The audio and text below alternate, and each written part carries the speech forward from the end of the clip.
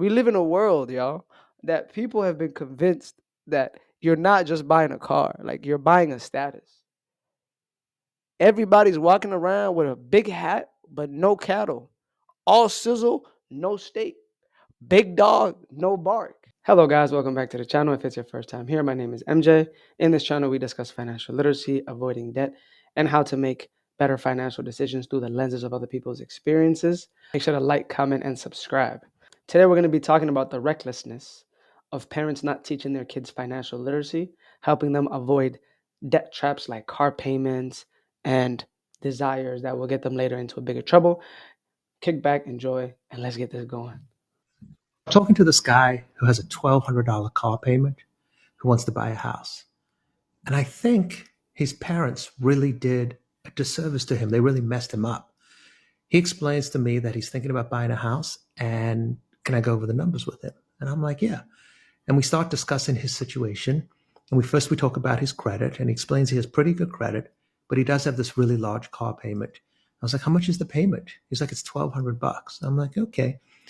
Next, we go on to his income, and now he's telling me his income is about $50,000 a year. So I'm thinking to myself, this is a massive payment for his income. And I was like, did you have any problems getting that car loan? Did you just go in there and they gave it to you, no problem? He goes, no, I had a lot of issues getting the car loan. In fact, in order to actually get the loan, I had to get my parents to co-sign for me, and then I got it, no problem. And I'm sitting there thinking to myself, would I co-sign for my kid to get a $1,200 car loan that made $50,000 a year? I don't think I would. I'd be pretty opposed to that. But here he is with that payment, and he's definitely not going to be able to buy a house. And I'm not sure his parents did a good thing.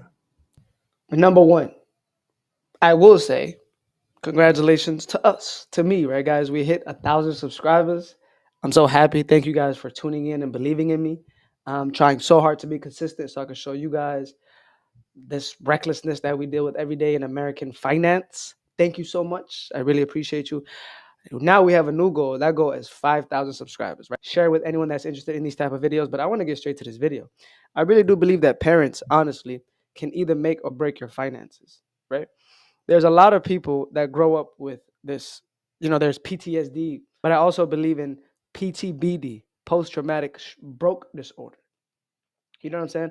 A lot of parents will project their, ways of keeping up with others or showing off to others, or biggest thing is competing with others. You know what I mean? I really do feel sorry for this kid. He's driving around in his mortgage payment. It is a lose-lose situation. What the parents should have done in this situation is to tell the kid, right? Buy a house before you buy a car. And that's what this guy's caption is on this video. There's no way that they should have co-signed for him. Him not affording it was a way for them to tell him, you cannot afford this car, sweetheart. You need to sit down.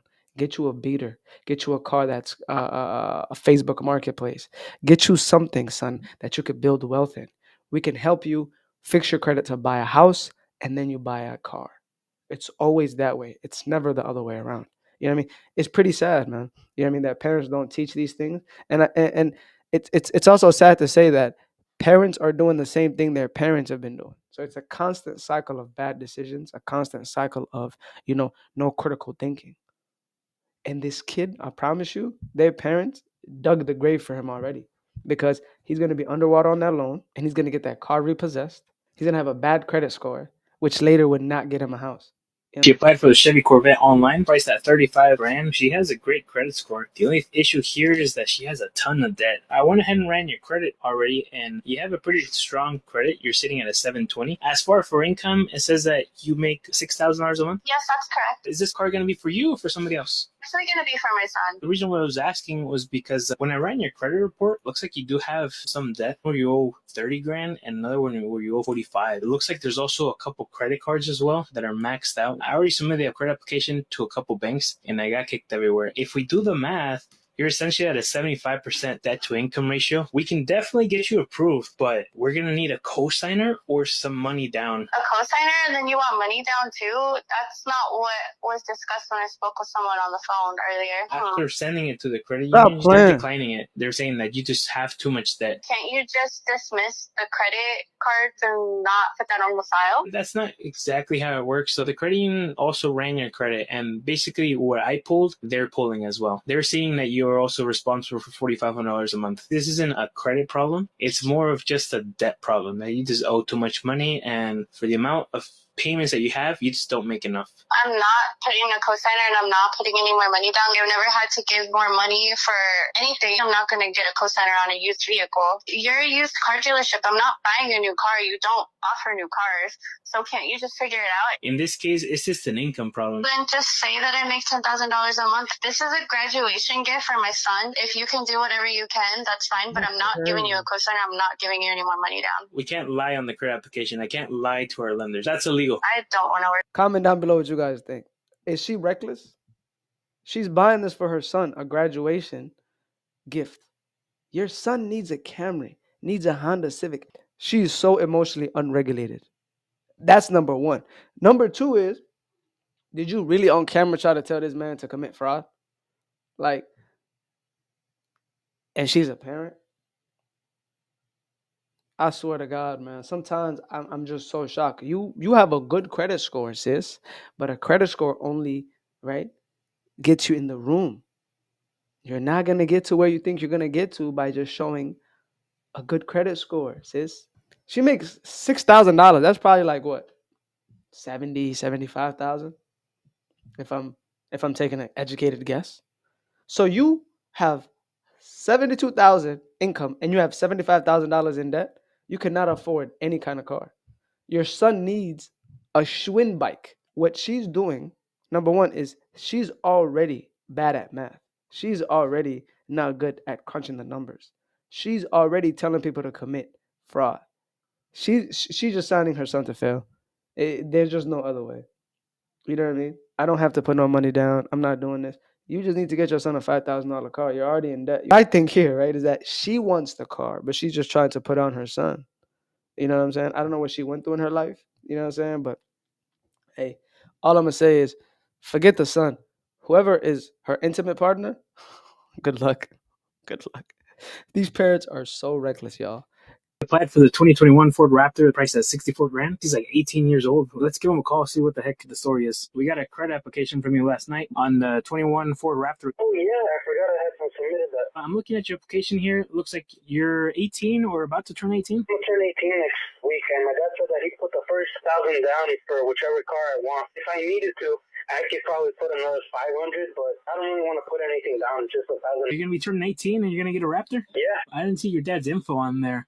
Is he gonna be submitting it later today? Oh, no. This is gonna be me. Since I'm gonna be turning 18, I want to start doing things on my own and start building my credit. I don't know what that means, but I always hear old people talking about it. I'm gonna shoot it to you straight. Being that you're 17 years old, for me to convince a bank to let you borrow $64,000 with only $1,500, man, that's gonna be tough. I could definitely help you out, but it's gonna be something a little more reasonable, you know, like a Kia or Hyundai, something along those lines. Oh, no, I'm not getting no Kia, man. My friends are driving Mustangs, Corvettes, and my other friend got a TRX. I need to show up with something cool. Pretty sure his dad probably just paid for it, or it's in the dad's name. I could bet you $500 it's not in your friend's name. He said that his dad just gave him some money for down payment, and it's under his name. He probably gave him a lot more than $1,000, man. He did say don't go to the smaller dealerships, like you go to the bigger ones, but I wanted to help local businesses up, so you guys can do it. I either need a bunch of money down, like we're talking about 25, 30 grand down, or a cosigner, man. I can't do a cosigner. I'm trying to be an adult. I don't want people to say that I got handed a Raptor. You're going to have to be a little more realistic, man. Nobody starts off on a Raptor. We need some money down or a cosigner. You're 17, man. I'm not starting with a low Honda Civic, man. I'm sorry. Yeah, this is a waste of my time. I'm going to just go to Dodge. People think that the kid is delusional. I personally think the father is delusional. In what world does the father think putting $1,000 down is going to help his son get a $64,000 Raptor? I personally think that can't even cover the tires on that car, let alone a down payment. Always this theme of, I need to keep up with him. I don't need a Honda. I don't need an Accord. This guy, this little 19-year-old that is so inexperienced in life, he doesn't even know how to spell, you know what I'm saying, a raptor. I promise you, I would give this kid $50 if he knows how to spell raptor. I don't think this kid can spell raptor. I'm gonna help him pay for it. You know what I'm saying? He's gonna get a 30% APR. Oh, my friends have this. They have the TRXs and all that. Well, his father did that. That is what's getting people in a lot of trouble. You know what I mean? So and so got this. Samantha got that. Johnson got that. Joe. Hey man, Bob just bought a brand new TRX, a Ford 350.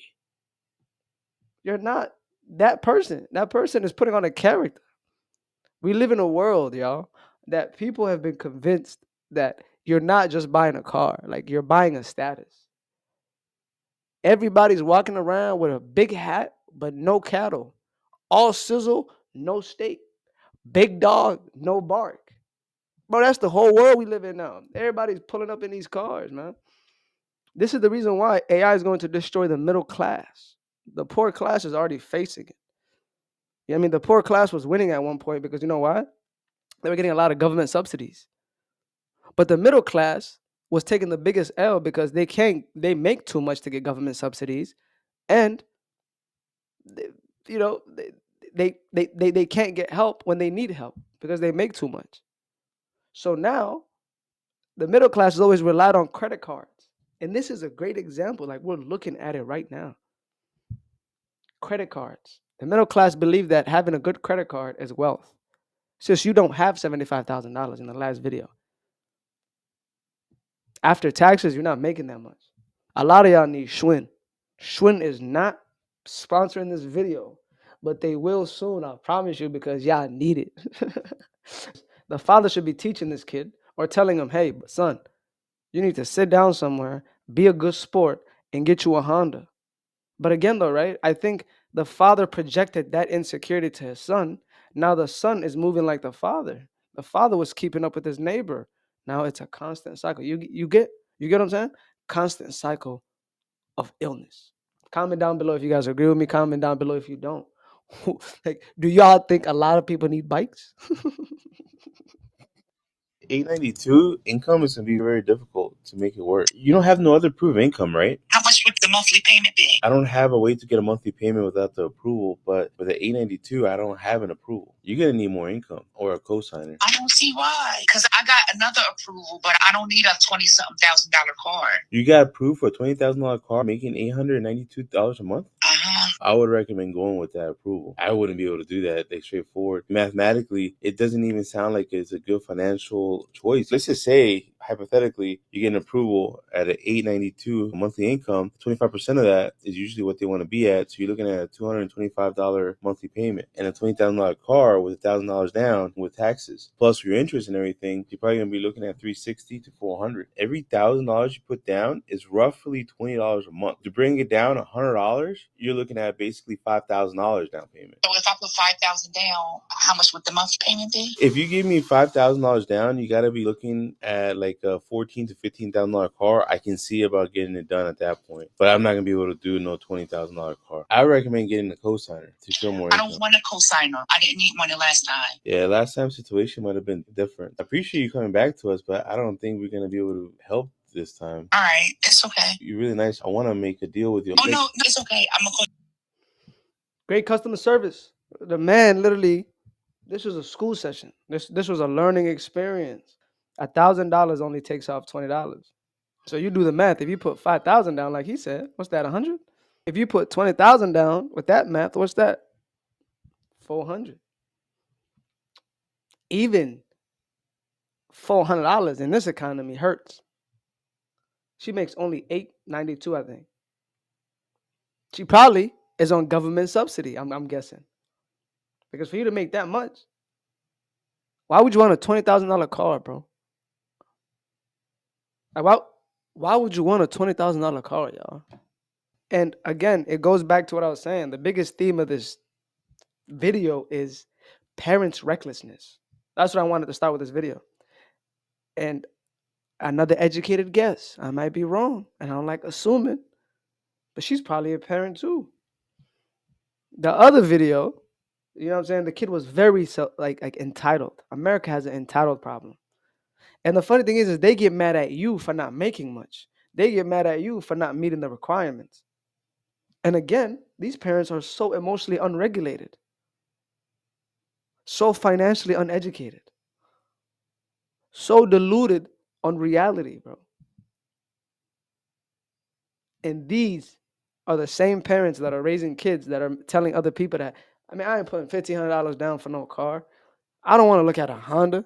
I don't want to look at a Toyota or a Subaru. You just came at 70% of Americans, bro, that probably make more money than you, that aren't flexing and flossing their way to put on a fake character.